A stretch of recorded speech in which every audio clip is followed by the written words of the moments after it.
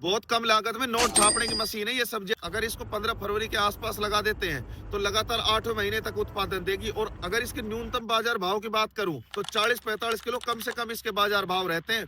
और हाईएस्ट बाजार भाव की अगर बात करूं तो जब ये अपने पीक पे पहुंचती है तो 100-120 रुपए किलो तक इसके बाजार भाव देखने को मिलते हैं।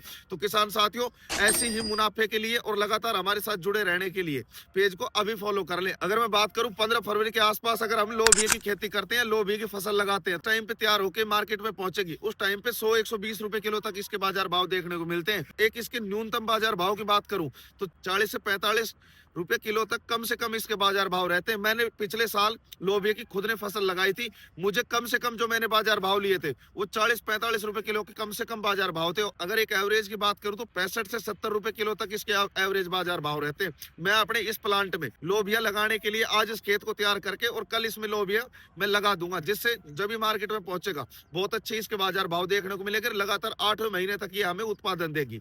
अगर किसान साथियों इसको हम मल्च पे लगाते हैं, 8वें महीने तक उत्पादन देने के बाद उन्हीं मल्च सीट पे, उन्हीं मल्च पेपर पे इसको हटाकर 12 लोबिया लगा देते हैं तो वो फिर लगातार उत्पादन देगी। अगर किसान साथियों वीडियो अच्छी लगी हो तो लाइक जरूर कर देना और ऐसी जानकारी के लिए लगातार हमारे साथ जुड़े रहने के लिए पेज को फॉलो जरूर कर लेना। धन्यवाद किसान साथियों।